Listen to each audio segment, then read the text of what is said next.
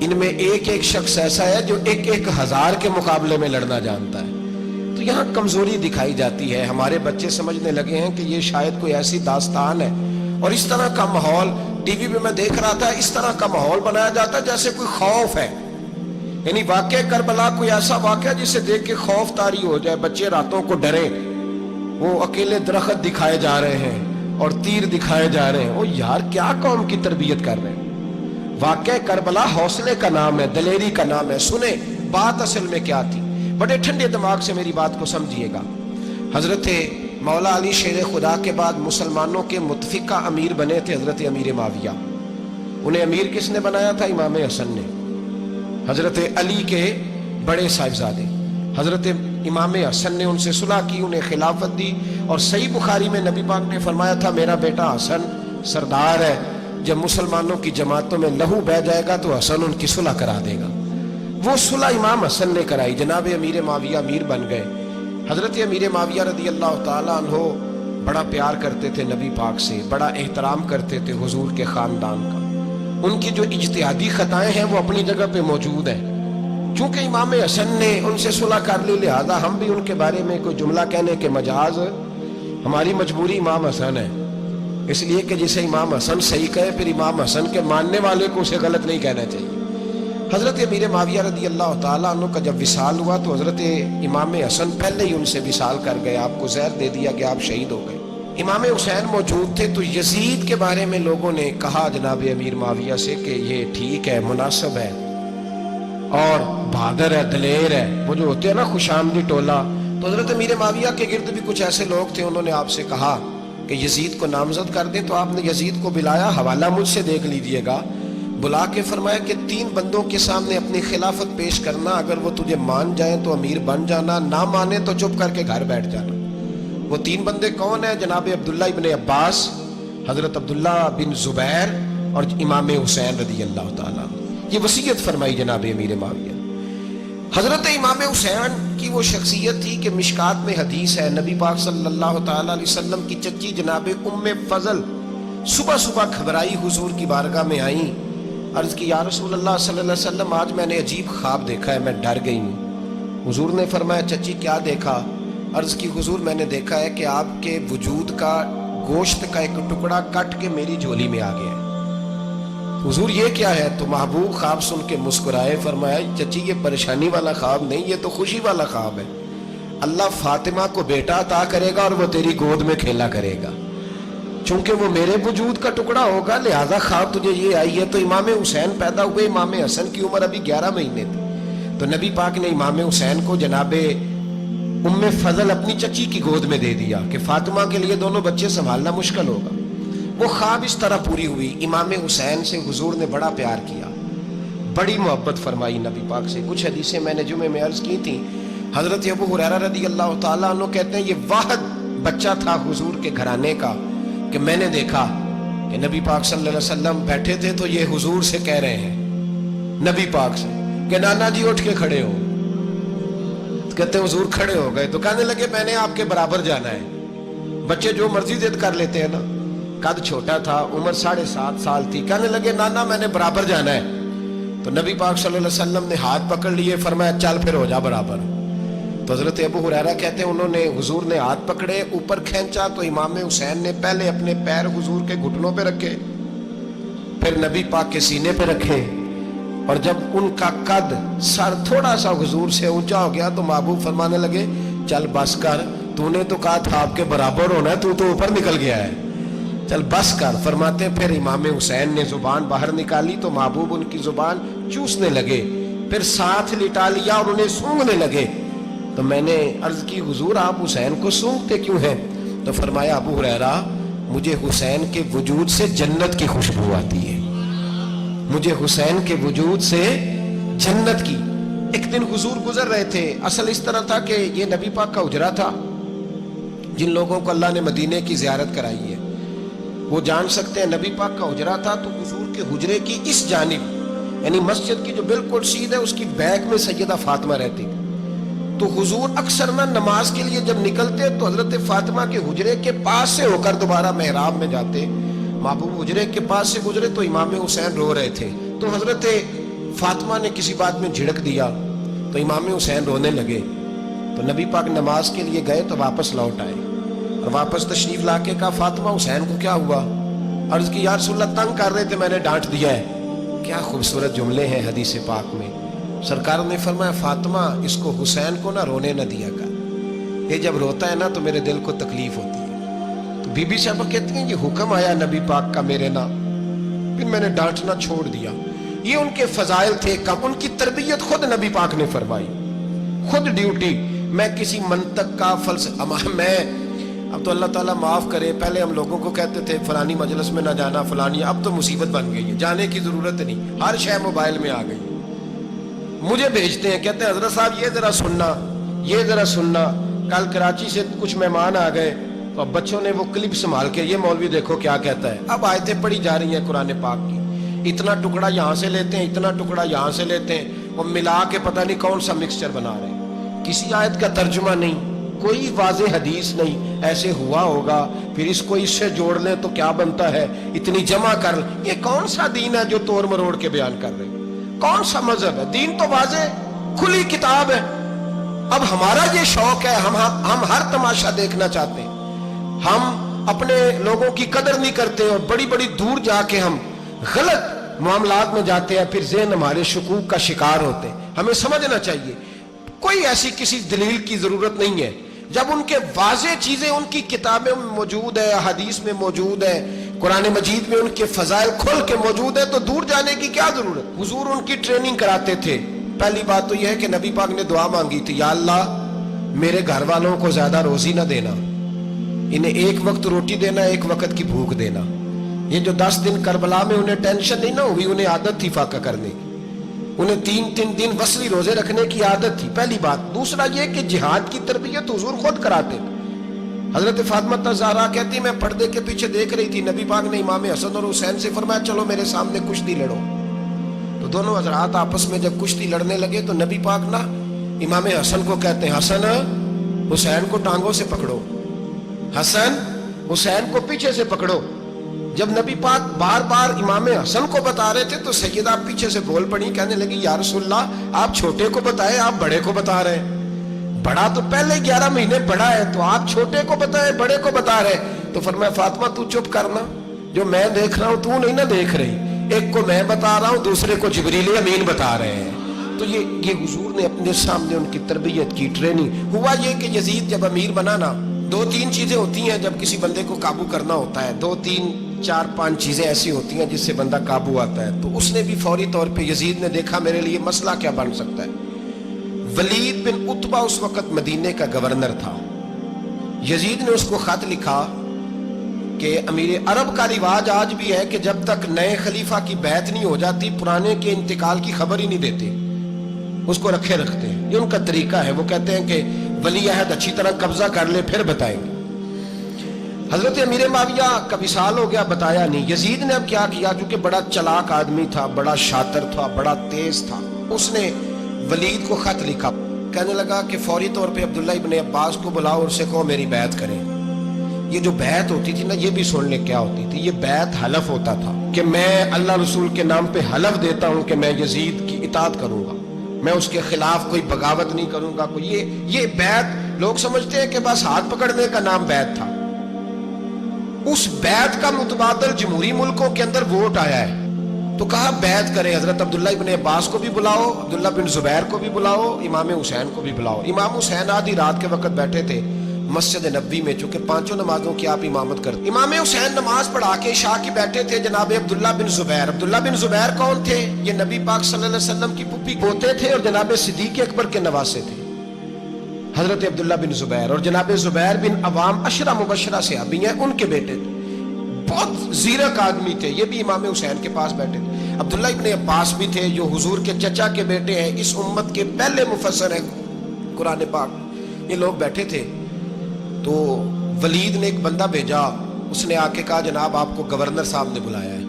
तो अब्दुल्ला बिन जुबैर कहने लगे हुसैन इस वक्त बुलाने की बात समझ में नहीं आई। तो इमाम हुसैन बड़े बसीरत वाले थे, अल्लाह ने बसीरत दी थी।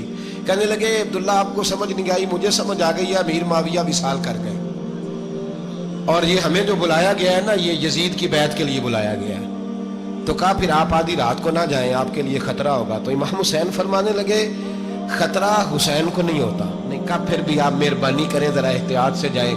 تو جناب عبداللہ ابن زبیر نے، عبداللہ ابن عباس نے 14 بندے نیزے دے کے، تلواریں دے کے امام حسین کے ساتھ بھیجے اور کہا کہ امام حسین اگر اس نے کوئی غلط ملت بات کی نا، زبردستی بیعت کرنے کا کہا، تو آپ بس کوئی ایک بات اونچی آواز میں کر دینا، یہ سپاہی پیچھے آ جائیں گے۔ امام حسین ان 14 بندوں کو لے کے گورنر ہاؤس پہنچ گئے۔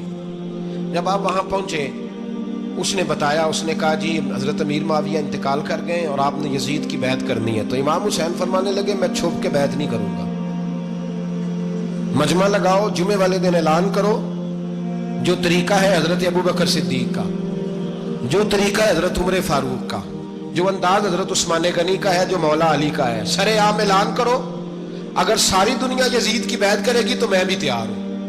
تم مجھ سے بیعت لے کے بھی لوگوں کو بتانا چاہتے ہو کہ حسین بیعت ہو کر رہے ہیں، تو تم کیوں نہیں کر رہے؟ میں عام آدمی نہیں ہوں، لہذا چھپ کے بیعت نہیں کرتا۔ جب یہ بات کی نا تو ولید بڑا نرم دل تھا اور امام حسین کی شان کو جانتا تھا، وہ جانتا تھا یہ نبی پاک کا خاندان ہے۔ اس نے کہا جی مجھے تو حکم تھا، باقی آپ حضور کے نواز ہیں، میں کر کچھ۔ وہاں ایک بڑا بدبخت شخص بیٹھا تھا، عبد الملک بن مروان، وہ ولید سے کہنے لگا کہ اگر حسین آج تمہارے ہاتھ سے نکل گئے تو تمہارے لیے بہت بڑا مسئلہ کھڑا ہو جائے، انہیں جانے نہ دینا، یا بیعت کراؤ یا ان سے کہو جنگ کے لیے تیار ہو۔ تو امام حسین رضی اللہ تعالیٰ عنہ کے کانوں میں آواز گئی تو فرمانے لگے ابن مرجانہ، اگر تیرے اندر جرت ہے تو آ سامنے حسین کے، اس کے کانوں میں باتیں نہ کر، کانا پھوسی نہ کر، باہر آ میدان میں، شرارت نہ کر، باہر آ، میں تمہیں ابھی بتاتا ہوں کہ حسین سے مقابلہ کرنے کا انجام کیا ہے۔ یہ کہہ کہ امام حسین باہر نکلے، اپنے بھائی محمد بن انفیہ کو بلایا، عبداللہ بن زبیر، عبداللہ ابن عباس، ڈھیر سارے لوگ اکٹھے ہو گئے۔ فرمایا یہ معاملہ ہے، اب کیا کرنا ہے؟ تو وہ کہنے لگے حضور وقت ابھی مناسب نہیں ہے، آپ اس طرح کریں یہاں رکے، ہم مکے سے، عراق سے، کوفے سے لوگوں کو بلاتے ہیں، یہاں ایک بڑی مجلس مشاورت قائم کرتے ہیں۔ امام حسین فرمانے لگے اگر تم مشاورت قائم کرو گے تو ولید اور عبد الملک بن مروان وہ تو جنگ کرنے کو تیار ہیں، اور نبی پاک نے فرمایا ایک مینڈا ہوگا جس کی وجہ سے مدینے کی گلیوں میں لہو بہے گا۔ فرمانے لگے میں وہ بکرا، وہ مینڈا نہیں بننا چاہتا۔ کہا پھر آپ کیا کریں گے؟ تو امام حسین رو پڑے، فرمانے لگے میں مدینہ چھوڑ جاؤں گا لیکن مدینے کی حرمت پامال نہیں ہونے دوں گا۔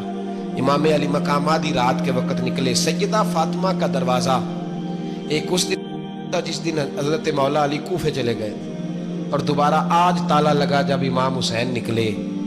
آپ جنت البقیع کے پیچھے کھڑے ہو کے حضور کا روضہ دیکھنے لگے، اس وقت گنبد تو نہیں ہوتا تھا، روضہ دیکھنے لگے۔ نانا تیرے کرم کے خزینے کی خیر ہو، میں جا رہا ہوں تیرے مدینے کی خیر ہو۔ سارا خاندان لے گئے، مکے تشریف لے گئے، حج کے ایام قریب آنے والے تھے۔ امام حسین نے وہاں لوگوں سے باتیں کی۔ جب امام حسین وہاں پہنچے تو کوفے سے خط آنے لگے۔ کوفہ حضرت علی کا دارالخلافہ تھا، وہاں آپ کے محبین، پیار کرنے والے ڈھیروں تھے، انہیں خط لکھے کہ حضور آپ چپ کر کے بیٹھے ہوئے ہیں اور ہمارے اوپر یزید مسلط ہو گیا ہے، آپ اگر میدان میں نہیں نکلیں گے، آپ نہیں آئیں گے تو ہم اللہ کی بارگاہ میں شکوہ کریں گے کہ کوئی ہماری کمان کرنے کو تیار ہی نہیں ہوا۔ اور وہ خط 1 2 3 نہیں آئے، وہ خط اتنے تھے کہ 3 بوریوں میں بھرے تھے امام حسین، 3 بوریوں میں۔ اب مجبوری ہو جاتی ہے، حق کے لیے کئی دفعہ بات کرنا مجبوری ہوتی ہے، اگر نہیں کرے گا تو پھر اس کو بھی قبر میں جواب دینا پڑے گا۔ امام علی مقام رضی اللہ تعالیٰ عنہ نے مکے میں اب لوگوں کو جمع کیا مشورے کے لیے۔ ہر بندے نے کہا حضور وہ بلا تو رہے ہیں پر اپنے وعدوں کے پکے؟ کہا حضور وہ پکے نہیں، آپ نہ جائیں۔ ہر بندے نے کہا حالات ٹھیک نہیں، حالات گراؤنڈ ریالٹی صحیح نہیں، یہی مشورہ آج بھی ہر بندہ دیتا ہے، ابھی حالات نہیں۔ اتنے خراب حالات کبھی نہیں ہوئے تھے جتنے امام حسین کے دور میں تھے، لیکن فرمایا میں دین کے خلاف غلط حکمران کو مسلط ہونے کی اجازت، بول کے بتائیے، بول کے، غلط حکمران کو مسلط ہونے کی اجازت، مزاحمت کروں گا، مخالفت کروں گا۔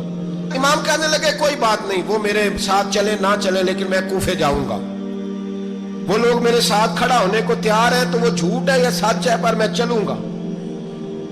جب امام علی مقام نے اصرار فرمایا تو جو آپ کے قریبی صحابہ کرام کی اولادیں تھی ساری، یہ بھی اب بیماری ہے، کچھ لوگ کہتے ہیں جی صحابہ نہیں ساتھ چلے، تو میں کہتا ہوں اہل بیت نبوت کے تو کل افراد 21 تھے، تو 72 میں باقی اولادیں کس کی تھی؟ وہ ساری صحابہ کی اولادیں تھی.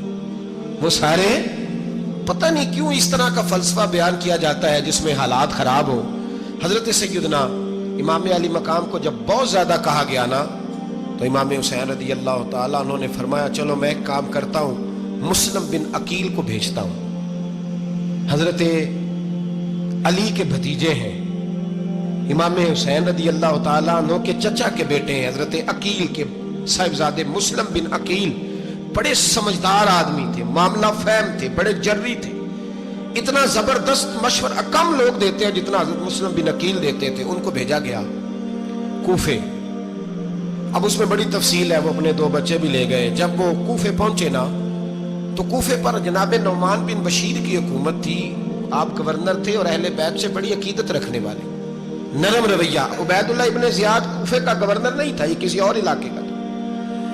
جب آپ وہاں پہنچے تو نعمان بن بشیر نے دیکھا کہ حضرت مسلم بن عقیل آئے ہیں تو لوگ دوڑے ان کی بیعت کرنے، بھاگے. اتنے لوگ جمع ہوئے کہ ایک دن میں 17,000 آدمی نے بیعت کر لی. کتنے بندے جی؟ 17,000 آدمی ایک دن آیا. اب وہ جو امام مسلم بن عقیل کے وہاں نعرے لگانے والے تھے کہنے لگے حضور یہ پہلے دن کی کارکردگی ہے، 2-4 دن میں دیکھیے کیا ہوتا ہے. 2-4 دن میں کیا ہوا؟ 40,000 آدمی نے بیعت کر لی. اب وہ 40,000 بندہ تیار ہو گیا. ادھر سے جو یزید کے وفادار تھے انہوں نے خط لکھا یزید کو کہ تو نے بڑا نرم آدمی گورنر بنایا ہے اور 40,000 بندہ چلا گیا حسین کی طرف. اگر ایک دن مسلم بن عقیل اور رہے تو جو تمہارا گورنر بیٹھے ہیں نا جناب نعمان بن بشیر، ان کو گورنر ہاؤس سے نکال کے مسلم بن عقیل قبضہ کر لیں گے. تو چپ کر کے بیٹھا ہے. یزید بڑا تیز تھا، اس نے ایک آدمی گھوڑے پہ دوڑایا. عبید اللہ ابن زیاد ایک اور علاقے کا گورنر تھا پر بڑا ظالم سا بدماش تھا، بڑا سخت گیر آدمی تھا. اس کو کہا کہ تو پہلے ایک صوبے کا گورنر ہے، جا تجھے دوسرا صوبہ بھی دیا. اس طرح کار فوری طور پہ کوفے پہنچ اور جا کے مسلم بن عقیل کو گرفتار کر، جو آدمی ان کا ساتھ پھر بھی دے اسے قتل کر دے. اس نے کیا کیا؟ وہ آدھی رات کو آیا، منہ چھپایا، جبہ پہنا. لوگ سمجھے امام حسین آ گئے. بہت سارے لوگوں نے اس کے نعرے بھی لگائے. وہ چپکے سے داخل ہوا اندر اور چپکے سے داخل ہو کے اس نے سب سے پہلا کام یہ کیا کہ نعمان بن بشیر رضی اللہ عنہ کو معزول کیا، کوفے کے گورنر ہاؤس پہ قبضہ کیا. پھر اس نے اسی وقت سوئے ہوئے سرکردہ لوگ، جس طرح ایک گاؤں کا چودھری دوسرے کا محلے میں قبیلوں کے جو لوگ تھے چودھریوں کو بلایا، کچھ کو سزائیں دی، کچھ کو سخت کہا، کچھ کو ان کے عیب گنوائے کہ وہ تمہارا فلانا مسئلہ پھر خراب کر دوں گا، بلیک میل کیا. صبح ہونے تک حالات اگر تم نے میرے قابو میں نہ کیے تو یاد رکھنا بڑا مشکل ہوتا ہے حق پہ کھڑا ہونا. بڑی چیزیں لوگوں کو یاد آتی ہیں، اللہ جانتا ہے. پہلے کچھ ہوتا ہے، بعد میں معاملہ کچھ ہوتا ہے. حضرت مسلم بن عقیل کے ساتھ جس دن عبید اللہ ابن زیاد آیا 40,000 کا لشکر تھا. اگلے دن صبح ہوئی، اگلے دن تو یہ حال ہو گیا کہ آپ جب کوفے کی جامع مسجد میں زور کی نماز کے لیے گئے تو 5-7 ہزار آدمی نماز پڑھنے آیا. اور جب مغرب کا وقت آیا تو لوگوں نے چند ہزار لوگ رہ گئے، نماز کی نیت باندھی. توجہ کرنا میری بات پہ، ایک مسئلہ بھی سمجھ میں آئے گا. لوگوں نے نماز کی نیت باندھی تو حضرت مسلم بن عقیل امامت کر رہے ہیں، ہاتھ باندھے ہوئے ہیں. تو بہت سارے لوگوں نے پیچھے ہاتھ چھوڑ دیے. ایک بندے نے دوسرے سے پوچھا وہ ہاتھ کیوں نہیں باندھتے؟ کہنے لگے اگر عبید اللہ ابن زیاد کے کسی بندے نے دیکھ لیا نا تو ہم اسے کہیں گے ہم تو نماز پڑھ ہی نہیں رہے تھے، ویسے ہی کھڑے تھے، ہاتھ ہی نہیں باندھے سرے سے. جب نماز کی امامت باندھی تو 10-11 صفیں تھیں. جب مسلم بن عقیل رضی اللہ تعالیٰ عنہ نے سلام پھیرا تو پیچھے بندہ ہی کوئی نہیں تھا. حضرت مسلم بن عقیل کو گرفتار کیا گیا. عرب کا رواج تھا دشمن کو سخت سزا دیں تاکہ باعث عبرت بنے. بہت اونچا مینار تھا کوفے کا گورنر ہاؤس کا، اوپر لے جا کے جناب مسلم بن عقیل کو زمین پہ گرایا گیا. اور جب وہ شہید ہو گئے تو شہید ہونے سے ایک رات پہلے وہ خط لکھ چکے تھے امام حسین کو کہ آپ آ جائیں، حالات بڑے اچھے ہیں. خط ملا تو امام حسین مکے سے کوفے کی جانب چل پڑے. امام علی مقام رضی اللہ تعالیٰ عنہ جب چل پڑے تشریف لا رہے تھے تو رستے میں فرزق شاعر ملا، بڑا محب اہل بیت تھا. رستے میں ملاقات ہوئی. اللہ اکبر. حضرت مسلم بن عقیل جب گرایا شہید ہو گئے تو پھر اس نے اس طرح کیا کہ آپ کی لاش کو لٹکا دیا چوک میں. لوگ دیکھتے تھے تو عورتیں بچوں کو کہتی تھی تو نے باہر نہیں نکلنا, ہم نے نہیں امام حسین کے ساتھ چلنا, بس بڑا خوف ہے, کوئی بندہ نہ باہر نکلے, کوئی نہیں ضرورت ہمیں, حالات بہتر ہوگی تو دیکھی جائے. آج کتنے لوگ ہیں, کتنی دیگیں پکی, کتنی نیازیں بٹی, کیا کچھ ہوا. آپ ناراض نہ ہونا, میں آپ میں سے ہوں, آپ مجھ سے ہیں, یہ بات آپ کی نہیں میری سب کی ہے. آج بھی اگر امام حسین کے نام پہ جان دینے کی باری آئے گی تو دیگیں ہی رہ جائیں گی. ناراض تو نہیں ہو گئے آپ لوگ؟ فٹافٹ مائیں کہیں گی باہر دی جانا, بالکل پتر سانو کی لگے, سارا دن کوئی ہمارے لیے. وہ پیر صاحب تو کرتے رہتے ہیں باتیں, ان کا تو کام ہے, خبردار ہم نے نہیں جانا. دیگیں دینے کو سارے تیار ہیں, جانے دینے کو تیار ہونا. ناراض ہو گئے آپ لوگ؟ چلو کوئی نہیں, ہو جاؤ, خیر صلی اللہ ہے, بات تو ٹھیک کر رہا ہوں نا. حضرت امام حسین رضی اللہ تعالیٰ عنہ نے فرزق شاہ رستے میں ملا تو امام حسین کو کہنے لگا کہاں جا رہے ہیں؟ فرمایا میں کوفے جا رہا ہوں. کہنے لگا حضور نہ جائیے گا, لوگوں کے دل آپ کے ساتھ ہیں, تلواریں آپ کے ساتھ نہیں. سیدنا امام حسین رضی اللہ تعالیٰ عنہ کو آ کے کہا حضور وہ سارے کوفے والے مانتے ہیں کہ بات حسین کی ٹھیک ہے لیکن آپ کی سپورٹ نہیں کریں گے. اور اگلی بات فرزق نے یہ کی کہ حضور میں حضرت مسلم بن عقیل کی لاش کو لٹکی ہوئی دیکھ کے آیا ہوں کوفے کے چوک میں. بڑا ہی خوبصورت فکرہ ہے امام حسین کا. فرمانے لگے میرا بھائی لٹکا ہوا تھا, کہیں کسی کے آگے جھکا تو نہیں تھا؟ لٹکا ہی تھا نا, کہیں جھکا تو نہیں کسی کے آگے؟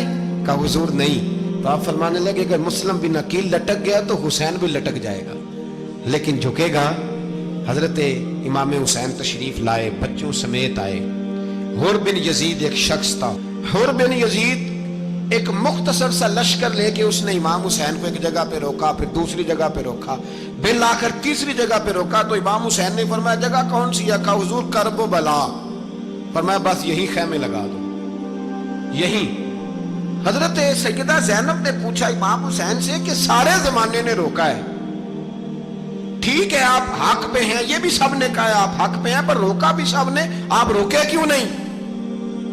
تو ابن کثیر اور ابن اسیر لکھتے ہیں کہ امام حسین رو پڑے, کہنے لگے بہن میں رک جاتا پر میں نے رات کو نانا مصطفیٰ کو خواب میں دیکھا ہے. تو حضور نے فرمایا حسین اگر آج یہ رواج پڑ گیا نا یزید جیسے لوگوں کا تو قیامت تک پڑا رہے گا. پھر لوگ کہیں گے کوئی نکلا نہیں تھا تو ہمیں بھی نکلنا. پھر لوگ ظالموں کے سامنے گردنیں جھکانے کے عادی ہو جائیں. میں کہتا رہتا ہوں, کہہ رہا ہوں, کربلا کی جنگ کفر اسلام کی جنگ نہیں, کفر اسلام کی جنگ نہیں کربلا کی. کیونکہ یزید تو بڑا پکا نمازی تھا, خطبہ دیتا تھا وہ تو. جب امام حسین رضی اللہ تعالیٰ عنہ نے کربلا کے میدان میں جمعے کا دن تھا تو یزید کے سامنے کو بات کرنی شروع کی عمر بن سعد کے سامنے. تو عمر بن سعد کہنے لگا حسین زیادہ باتیں نہ کر, ہمارا جمعہ لیٹ ہو رہا ہے, جنگ کے لیے تیار ہو, فٹافٹ آ. اہل بیت نبوت کو قتل کریں گے اور قتل کے بعد پھر نماز پڑھیں گے اور پھر کہیں گے اللہم صلی علی محمد وعلی آل محمد, اسی نماز میں پھر درود بھی پڑھیں گے. یہ کیسا مرتبہ ہے, کیسا انداز ہے, دوستی قاتل سے بھی مقتول سے یارانہ بھی. امام حسین نے کرب. حر بن یزید امام حسین سے کہنے لگا مجھے حکم ہے آپ کو روکنے کا, آپ آگے نہیں جا سکتے. امام صاحب نے فرمایا وجہ زمین اللہ کی ہے. اس نے کہا آپ بیعت نہیں کر رہے, یزید کی حالات آپ کے حق میں درست نہیں ہیں, آپ نہیں جائیں گے. امام روک گئے. ظہر کی نماز کا وقت ہوا تو حضرت علی اکبر امام حسین کے بڑے صاحبزادے انہوں نے اذان ظہر پڑھی تو حر بن یزید کے لشکر نے امام حسین کے پیچھے نماز ادا کی. کہا بھئی تم مقابلے میں آئے ہو نماز پیچھے پڑھتے ہو؟ کہا حضور مقابلہ تو تلواروں سے کر رہے ہیں پر ہمارا دل تو مانتا ہے نا کہ مصطفیٰ کا نواسہ بڑی شان والا ہے. حر بن یزید نے 3 نمازیں لشکر سمیت امام حسین کے پیچھے پڑھی ہیں, 3 نمازیں, ظہر اثر اور مغرب. پھر امام حسین کے سامنے شرائط پیش کی کہ آپ کو یہاں گھیر لیا گیا ہے, یہاں آپ بیعت کریں گے, یہاں جنگ کریں گے, 2 ہی باتیں. امام حسین نے فرمایا نہیں بھائی بیعت تو میں نہیں کرتا, اس کے علاوہ تم جو کہتے ہو میں کرنے کو تیار ہوں. اس نے خط لکھا, عبید اللہ ابن زیاد کو ایک بندہ دوڑایا پیچھے کوفے, چند میل پہ کوفہ تھا. کہا وہ نہیں مان رہے, کیا کرنا ہے؟ تو حسین ابن علی ہے, میں زیادہ دیر انہیں روک بھی نہیں سکتا.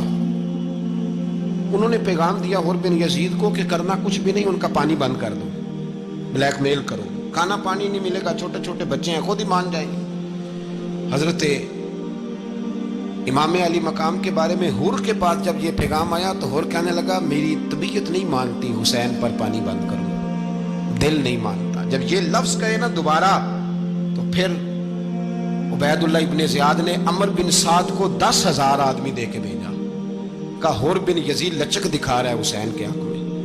ایک رے کا علاقہ تھا، بڑی وہاں فصل ہوتی تھی، لوگ کوشش کرتے تھے وہاں کا گورنر بننے کی، کوشش کرتے تھے۔ تو عبید اللہ ابن زیاد کہنے لگا تمہیں رے کی گورنری ملے گی، سب سے سرسبز و شاداب علاقہ، تمہیں وہاں کا گورنر بنایا جائے گا اگر حسین کے خلاف لڑو گے۔ یہ اتنی زبردست ہوتی ہیں گورنریاں کہ گورنریوں کے لیے لوگ نسل رسول کے خلاف بھی نکل آتے ہیں۔ یہ اتنی تگڑی ہوتی ہیں، اتنی جلدی وفاداریاں بدلتی ہیں۔ وقت اتنا نہیں کہ میں مزید تفصیل میں جاؤں۔ امام حسین کو روک لیا گیا، عمر بن سعد نے روک لیا۔ یکم محرم کو امام آئے، 7 محرم تا روکا گیا، 7 محرم کو پانی بند کر دیا۔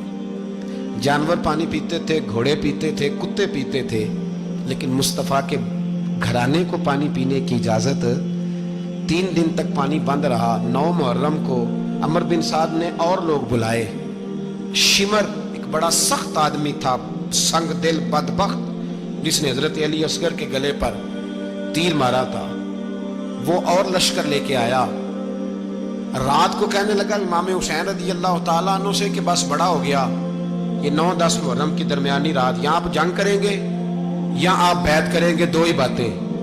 امام حسین اندر گئے، سیدہ زینب سے مشورہ کیا، باہر آئے، فرمایا بات وہی ہے جو پہلے دن والی ہے۔ امام حسین رضی اللہ تعالیٰ عنہ نے فرمایا بھائی بیعت تو میں نہیں کرتا، باقی جو تمہارا پروگرام ہے۔ شمر اور ابن سعد کہنے لگے پھر جنگ کے لیے تیار ہو جائیں۔ کیا انداز ہے امام حسین کا، فرمانے لگے کل جنگ کروں گا، مجھے پتا تو ہے جنگ کا نتیجہ کیا نکلنا ہے، ایک رات مجھے دے دو تاکہ میں کھل کے اپنے رب کی عبادت تو کر لوں۔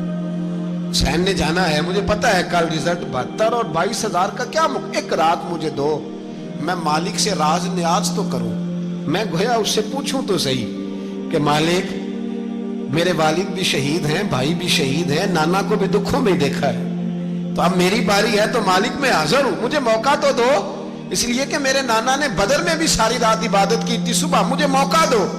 اور دنیا کا اصول ہے جب کوئی موقع مانگتا ہے تو دیا جاتا ہے۔ یہ دونوں کہنے لگے کوئی موقع نہیں۔ حور بن یزید پیچھے سے بولا، کہنے لگا نہیں، بدتمیزی نہ کرو، حسین کو موقع دو، تمہیں دینا پڑے گا۔ موقع دیا۔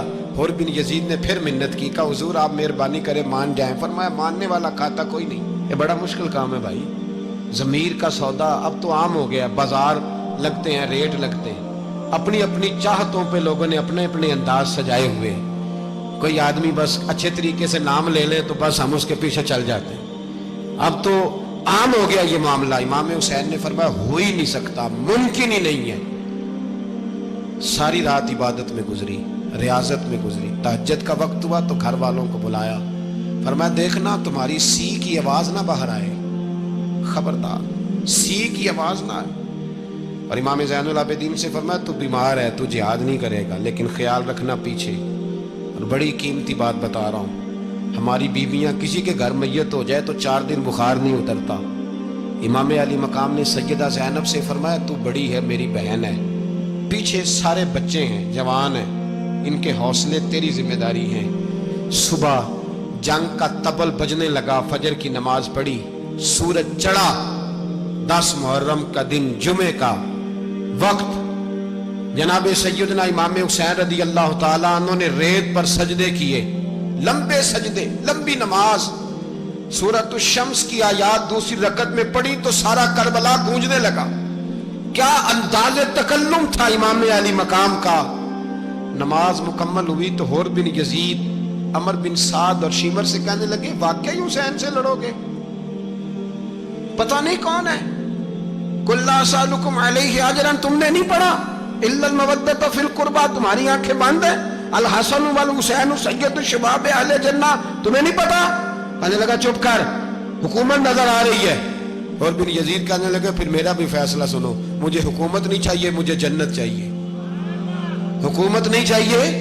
امام حسین کی پہلی فتح دیکھیں، حور بن یزید ایڑی لگا کے نا یزید کے لشکر سے نکل کے امام حسین کے لشکر میں شامل ہو گیا، اور پہلا شخص جس نے امام حسین کو روکا امام حسین کے نام پر پہلا سر بھی اسی شخص نے کٹایا ہے، لیکن یزید کی قبر پہ لعنت بھی کوئی نہیں برساتا. اس کا محل تھا بہت بڑا، لیکن جب لوگ کربلا میں امام حسین کو سلام کرنے جاتے ہیں تو قدموں میں حر بن یزید کا مزار بھی بنا ہوا ہے، اس کو بھی سلامی دی جاتی ہے. اور اب ہم اکیلا حر بن یزید نہیں کہتے، ہم کہتے ہیں حر بن یزید رضی اللہ تعالی. اب ہم اتنی تعظیم کرتے ہیں اس حر کی. جناب امام حسین کو میدان میں کھڑا کیا گیا، جہاد کا طبل بجا، پہلے خدام آئے. اور سن لو، آج وہ پتہ نہیں بازاری سے لوگ چڑھ گئے اسٹیجوں پہ، بازاری سے، نہ چہرے پہ داڑھی ہے نہ سر پہ کوئی کپڑا ہے، بازاری لوگ ہیں، بھاگ رہے ہیں، بازو چڑھائے ہوئے ہیں، بٹن کھولے ہوئے ہیں، تماشا بنا دیے. سننے والوں کا بھی اللہ ہی حافظ ہے. وہ سٹیج پہ اہل بیت کی شان بیان کرتا ہے، بھاگ کے ادھر جاتا ہے. یہ کوئی طریقہ ہے؟ سننے والوں کا بھی عجیب انداز ہے، ہر بندے کو سننے بیٹھ جاتے ہیں. دین مہذب ہے، تہذیب والا ہے، دلائل رکھتا ہے، دین وقار رکھتا ہے. ایسے لوگ اب دین بیان کریں گے؟ حضرت سیدنا امام حسین رضی اللہ تعالیٰ عنہ صبح جب جہاد کا وقت آیا، پتہ ہے کون کون تھے کربلا میں؟ امام حسین کے ساتھ امام حسین کے 4 بھائی تھے کربلا میں. کتنے؟ بول کے بتائیں. حضرت علی کے 4 بیٹے، عباس بن علی، جن کو حضرت عباس کہا جاتا ہے نا، علمدار، یہ حضرت علی کی دوسری زوجہ میں سے. عباس بن علی بھی تھے اور ابو بکر بن علی بھی تھے، عمر بن علی بھی تھے، عثمان بن، یہ حضرت علی کے بچوں کے نام ہیں.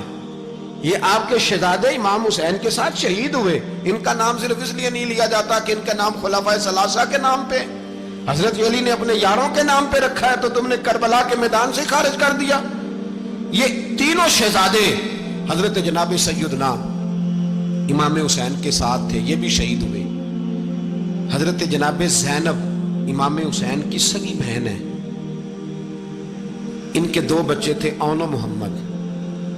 جب امام حسین میدان میں جانے لگے تو جناب زینب بچوں سے کہنے لگی، نہ پہلے بھائی نہیں جائے گا، پہلے بھانجے جائیں گے. 2 بچے شہید ہوئے. حضرت قاسم بن حسن امام حسن کے بیٹے تھے. وہ جب میدان میں جانے لگے تو امام حسین نے کہا، نہیں بھائی تو نہیں جائے گا، تو میرے بھائی کی نشانی ہے، میں جاؤں گا. تو حضرت قاسم بن حسن نے ایک تعویذ کھول کے دیا کہ ابا جی میرے والد نے کہا تھا جب بڑی مشکل آ جائے تو تعویذ کھول کے دیکھنا. تو آج بڑی مشکل آئی ہے تو میں نے تعویذ کھولا ہے، تو یہ دیکھیں کیا لکھا ہے. یہ تو رکا ہے، تعویذ ہے ہی نہیں. جب کھول کے دیکھا تو اس پہ لکھا تھا، قاسم اگر حسین پہ کوئی کڑا وقت آ جائے تو بیٹھ کے آگے آگے رہنا، اگر کڑا وقت میرے بھائی پہ کبھی آ جائے نا، دیکھنا اس کے آگے آگے چلنا، اسے حسن کی کمی نہ محسوس ہو. پائیاں جہاں ساکھ نہیں کوئی جے بچ خار نہ ہوئے. سیدنا امام حسین پہلی دفعہ کربلا میں اس وقت روئے جب یہ رکا. آپ نے دیکھا تو فرمایا ٹھیک ہے، اگر حسن کی یہ وصیت ہے تو میں نے زندگی میں اگر ان کی ہر بات مانی ہے اب بھی مانوں گا، تمہیں اجازت ہے. جناب قاسم بن حسن 16 سال کا جوان جب میدان میں نکلے تو ہائے ہائے پتہ نہیں کہاں سے آ گئی ہے. امام قاسم بن حسن جب میدان میں نکلے تو تبری سے لے کر علامہ ابو الاسناد صاحب سب کو پڑھ کے تو دیکھو، 3 دن کی پیاس ہے، شدید آزمائش ہے، دکھ ہے، تکلیفیں ہیں، پھر بھی پہلی دفعہ جب میدان میں گئے ہیں واپس آئے ہیں 19 لوگوں کو قتل کر کے واپس آئے. سناؤ قصہ خیبر کو، تمامی اپنے بچوں کو. علی کی داستان سن کے دلوں سے ڈر نکلتا ہے، علی کی داستان سن کے دلوں سے، یہ جو بچے ڈر رہے ہیں نا، وہ چمگادڑ آ گئی، کاکروچ آ گیا، یہ خوف نکل جائے گا اگر حضرت قاسم بن حسن کی بات سنے گی. درجنوں لوگ آپ نے قتل کیے. ایک دفعہ آئے، کہا چاچا یزید کا لشکر تو بڑا ہی بزدل ہے، اگر چند قطرے پانی میرے حلق سے گزرے تو میں سارے کاٹ کے لے آؤں گا آپ کے پاس، چند قطرے.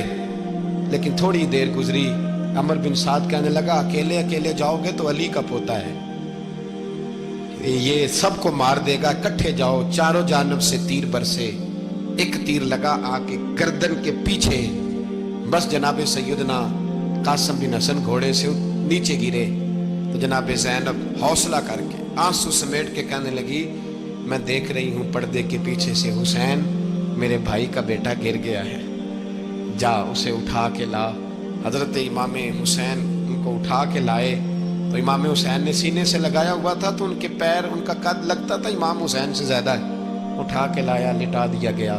امام حسین کے اپنے بڑے بیٹے میدان میں نکلنے کو، علی اکبر نام ہے، جب جن لوگوں نے حضور کو نہیں دیکھا تھا، وہ جب کہتے نا ہم نے نبی پاک کا دیدار نہیں کیا تو بتاؤ کس طرح کے تھے، تو بتایا جاتا تھا کہ جناب علی اکبر کا دیدار کرو، ہم شبیہ مصطفیٰ۔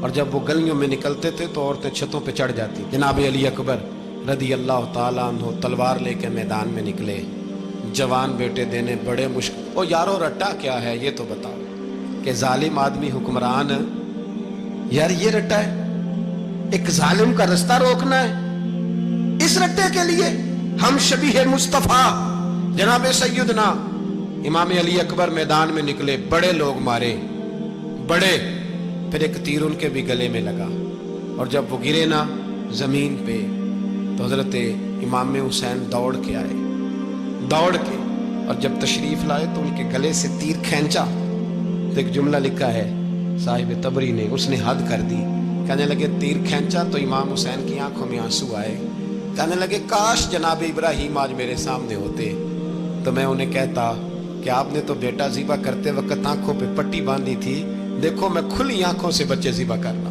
کھلی آنکھوں، کاش جناب ابراہیم خلیل ہوتے تو انہیں کہتا۔ جناب علی اکبر بھی شہید ہوئے۔ حضرت علی اصغر کو تو اچانک اٹھایا تھا امام حسین، باہر نکلے تو گردن پہ تیر لگا تو 6 مہینے کا بچہ وہ بھی شہید ہوا، خون اچھالا آسمان کی طرف تو کہا مولا دیکھ لے، میں نے 6 مہینے والا بھی نہیں بچایا، وہ بھی دے دیا ہے۔ پھر حضرت عباس کو بیٹیوں نے کہا کہ اب نہ، کچھ کہتے ہیں پہلے شہید ہوئے، کچھ نے لکھا بعد میں، کہ اب ہم سے پانی کے بغیر نہیں رہا جاتا، تو جناب عباس پانی کا مشکیزہ لے کے نکلے باہر، ایک ہاتھ کٹا، دوسرے پہ مشکیزہ وہ بھی کٹا، پھر پانی تو بھر لیا تھا لا نہ سکے، پھر گردن کٹی تو شہید ہوئے۔ بچوں کی بھی شہادت ہوئی، پر جب ان کا لاشا اٹھایا تو امام حسین کہنے لگے مولا اب نہ حسین کی کمر کمزور ہو گئی ہے، اب کمزور ہو، اور بھائی ایک میت ہو جائے تو 4-5 دن تو پوری آنکھیں نہیں کھلتی، کیسا جری خاندان ہے۔ تھوڑی دیر گزری تو امام علی مقام نے پٹکا باندھا، سر پہ دستار باندھی، مولا علی کی تلوار پکڑی، نبی پاک کا امامہ باندھا اور گھوڑے پہ سوار ہوئے تو کہنے لگے زینب گھر تیرے حوالے اور میں اللہ کے حوالے، گھر تیرے حوالے اور میں، اور پھر امام حسین نکلے، امام علی مقام نکلے۔ راوی کہتے ہیں کہ یہ جلوہ پہلے بھی بڑے سونے تھے، پر آج جو رنگ دیکھا وہ کبھی نہیں دیکھا، کیا انداز تھا، جدھر جاتے نعرہ لگاتے تو حد ہو جاتے۔ اتنے لوگ امام حسین نے کاٹے، اتنے کاٹے، پھر واپس پلٹ کے آئے اور کہنے لگے زینب ذرا پردے کے پیچھے سے دیکھ تو صحیح میری بہن، ان بزدلوں کو جرت ہی نہیں ہو رہی حسین کے مقابلے میں آنے، ایک دوسرے کو دھکا دیتے، تو جا تو جا، پھر اکٹھے وار ہوئے۔ یہ کون ہے کٹا ہوا، لباس ہے پھٹا ہوا، یہ بال یقین حسین ہے، نبی کا نور عین ہے۔ پھر چاروں جانب سے تیر برسے تو امام علی مقام چونکہ نماز کا وقت ہو گیا تھا، اترے گھوڑے سے، خون بہ رہا تھا، گرم ترین ریت سے تیمم کیا، سر سجدے میں رکھا، اور جب شمر آپ کی گردن کاٹنے لگا تو کہنے لگے ٹھہر جا ذرا رب سے ایک بات کر لینے دے، اور پھر بولے امام حسین، کہنے لگے مالک تو اب بتا کہ حسین سے راضی ہے کہ ناراض ہے، تو بتا۔ تو پھر ایک آواز آئی، یا ایتھا النفس مطمئنہ ارجعی الی ربک راضیۃ مرضیہ، فرمایا نفس مطمئنہ واپس آ جا، تو اللہ سے راضی ہے، اللہ تجھ سے راضی ہے۔ امام حسین وہاں شہید ہو گئے۔ اب یہ قافلہ امام حسین کا سر کاٹ، ذرا دیکھنا غور کرنا، سر کاٹ کے نیزے پہ رکھا ہے، جسم کربلا میں پڑا ہے، عورتوں کو گھوڑوں پہ بٹھا کے لے جایا گیا یزید کے دربار میں۔ یزید پہلے عبید اللہ ابن زیاد نے بدتمیزی کی، پھر یزید نے کی۔ سعودی عرب کا ایک مولوی بول رہا تھا، سعودی عرب کا، ان سے بھی بڑا عشق ہے، جس نے تقریر سننی ہو میرے پاس ہے۔ ہمیں لوگ مشورے دیتے ہیں کہ جو یزید کو اچھا کہے اور حسین کو باغی کہے اس کو ہم امام مان لیں، اس بے شرم بے حیا کو جو نبی پاک کے گھرانے کے بارے میں بکے اسے امام۔ سعودی عرب میں مسجد نبی میں درس دینے والا جس نے تقریر سننی ہو میرے پاس ہے، وہ کہتا ہے یزید تو بڑا اچھا آدمی تھا، اس نے تو بڑی خدمت کی، تو میں نے اسے کہا رشتہ داری کر لیا یزید کے ساتھ، قریب ہو جا، شرم نہیں آتی؟ آج بھی نبی پاک کا دل دکھاتے ہو, حیا نہیں آتی, خیال نہیں آتا. اور لوگ گھر میں بیٹھ کے باتیں کرتے ہیں, کہتے ہیں جی جو بیت اللہ میں ہو وہ بھی برا ہو سکتا ہے. بیت اللہ میں تو 360 بت بھی تھے, وہ اچھے تھے. مدینے میں تو 360 منافق بھی رہے, پوری سورہ منافقون نازل ہوئی, وہ اچھے تھے. عجیب تماشا بنا دیا لوگوں نے مذہب کا. وہ آج بک رہا ہے. آج میرے پاس ویڈیو آئی ہے, کہتا ہے یزید نے تو بڑی خیر, وہ تو عبید اللہ ابن زیاد نے قتل کیا. بے شرمو, اگر عبید اللہ ابن زیاد نے بھی قتل کیا تھا تو حکومت کس کی تھی؟ بولیں, بول کے بتائیں. تو پھر یزید نے عبید اللہ ابن زیاد کو سزا کیوں نہیں دی, بلکہ ایک جگہ 2 گورنریاں دی اس کو؟ یہ حال کیا. بلکہ سنو, جو حدیث پاک میں آتا ہے وہ یہ ہے کہ یزید چھڑیاں مار رہا تھا, چھڑیاں امام حسین کے لبوں پہ. تو نعمان بن بشیر صحابی تھے, بول پڑے, کہنے لگے یزید بدبخت, ہاتھ پیچھے اٹھا, مجھے اللہ کی عزت کی قسم میں نے سینکڑوں بار نبی پاک کو ان ہونٹوں کو چومتے دیکھا ہے. حضرت جناب زینب عورتوں کے مجمع میں پیچھے ہو کے بیٹھی ہیں. یزید کے پاس جب پہنچا لشکر تو یزید کہنے لگا دیکھو اللہ نے مجھے عزت دی اور میرے مخالفوں کا کیا حال ہوا. تو بی بی زینب بول پڑی, اتنے صدمے سہے پر آواز توانا ہے, جاندار ہے. حضرت سیدہ زینب نے جب سنا نا کہ یہ کہہ رہا ہے کہ مجھے اللہ نے عزت دی, تو جناب زینب بولی. نعمان بن بشیر کہتے ہیں بی بی بولی, اتنے صدمے ہیں پر جناب زینب بولی اللہ اکبر.